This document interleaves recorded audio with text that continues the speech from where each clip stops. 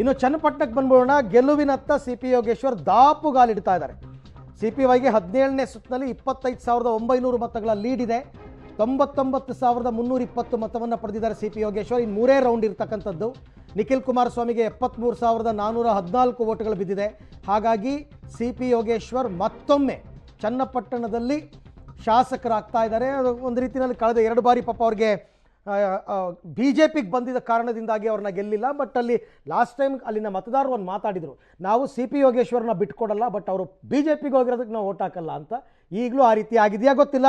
Again ಈ ಬಗ್ಗೆ ಮತ್ತಷ್ಟು ಮಾಹಿತಿ ನನ್ನ ಕೊಲೀಗ್ ಸುಖೇಶ್ ಅವರಿಂದ ಪಡ್ಕೊಂಡೆ. ಸುಖೇಶ್, ಈಗ ಎರಡೂ ಪಕ್ಷಗಳು ತುಂಬ ವಿಶ್ವಾಸದಲ್ಲಿದ್ದರು ಗೆದ್ದೇ ಗೆಲ್ತೀವಿ ಅಂತ. ಅಂತಿಮವಾಗಿ ಸಿ ಪಿ ಯೋಗೇಶ್ವರ್ ಅವರ ಗೆಲುವಾಗಿದೆ.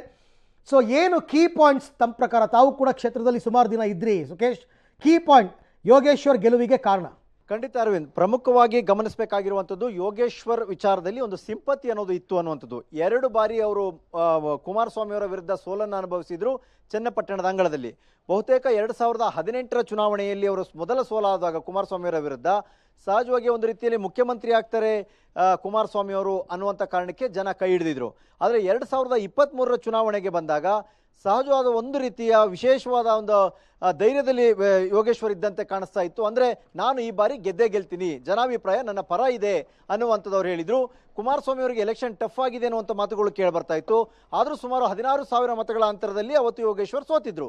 ಅದನ್ನು ಪರಾಮರ್ಶೆ ಮಾಡ್ತಾ ಹೋದಾಗ BJPಯಿಂದ ಸ್ಪರ್ಧೆ ಮಾಡಿದ ಸೋಲಿಗೆ ಕಾರಣ ಆಯಿತು ಅನ್ನುವಂಥ ಒಂದು ರೀತಿಯ ಗಿಲ್ಟ್ ಬಹುಶಃ ಯೋಗೇಶ್ವರನ ಆ ಸಂದರ್ಭದಲ್ಲಿ ಕಾಡಿರ್ಬೋದು.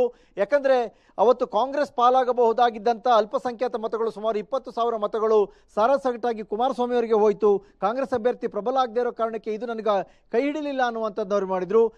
ಕಡೆ ಗಳಿಗೆಯಲ್ಲಿ ಮೈತ್ರಿಯ ಕಾರಣಕ್ಕಾಗಿ ಈ ಬಾರಿ ಚುನಾವಣೆ ಟಿಕೆಟ್ ಕೈ ತಪ್ಪುತ್ತೆ ಅನ್ನುವ ಆತಂಕದಲ್ಲಿ ಕಾಂಗ್ರೆಸ್ ಸೇರ್ತಾ ಇದ್ದಂತೆ ಎಲ್ಲೋ ಒಂದು ಕಡೆಯಲ್ಲಿ ಯೋಗೇಶ್ವರ್ ಅರ್ಧ ಸೇಫ್ ಆದಂತೆ ಕಾಣ್ತಾ ಇತ್ತು.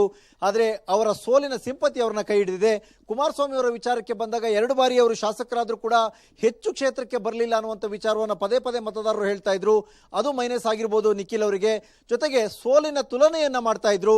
ಇಬ್ರು 2 ಬಾರಿ ಸೋತಿದ್ದೀವಿ, ಆದರೆ ಯಾರು ಎಲ್ಲಿ ಸೋತಿದ್ದೀವಿ ಅನ್ನೋದು ಪ್ರಮುಖ ಅನ್ನುವಂಥ ವಿಚಾರವನ್ನ ಮೊದಲಿನಿಂದಲೂ ಯೋಗೇಶ್ವರ್ ಮತದಾರರಿಗೆ ಹೇಳ್ಕೊಂಡು ಬರ್ತಾ ಇದ್ರು. ನಾನು ಇಲ್ಲೇ ನಿಮ್ಮ ಕೈಯಲ್ಲೇ 2 ಬಾರಿ ಸೋತೆ, ಅವರು ಮಂಡ್ಯದಲ್ಲೊಮ್ಮೆ ರಾಮನಗರದಲ್ಲೊಮ್ಮೆ ಸೋತು ಈಗ ಚನ್ನಪಟ್ಟಣಕ್ಕೆ 3ನೇ ಬಾರಿ ಬಂದಿದ್ದಾರೆ. ಹಾಗಾಗಿ ಯಾರನ್ನ ಗೆಲ್ಲಿಸಬೇಕು ಅನ್ನೋದು ನೀವೇ ಯೋಚನೆ ಮಾಡಿ ಅನ್ನುವಂಥದ್ದನ್ನ ಮೊದಲಿಂದಲೂ ಹೇಳ್ಕೊಂಡು ಬಂದಂಥದ್ದು. ಅಂದ್ರೆ ನನ್ನನ್ನು ಸೋಲಿಸಿದ್ರಿ ಅನ್ನುವಂಥದ್ದನ್ನೇ ಪದೇ ಪದೇ ಯೋಗೇಶ್ವರ್ ಹೇಳ್ಕೊಂಡು ಬಂದಂಥದ್ದು. ಮತ್ತೆ ನಿಖಿಲ್ ಅವರು ಇಲ್ಲಿ 2 ಬಾರಿ ಸೋತಿಲ್ಲ ಅನ್ನೋದವ್ರು ಹೇಳ್ಕೊಂಡು ಬಂದಿರುವಂಥದ್ದು.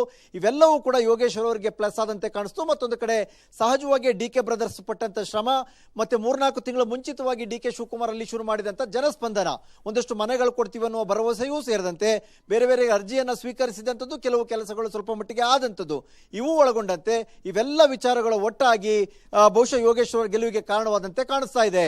ಅರವಿಂದ್.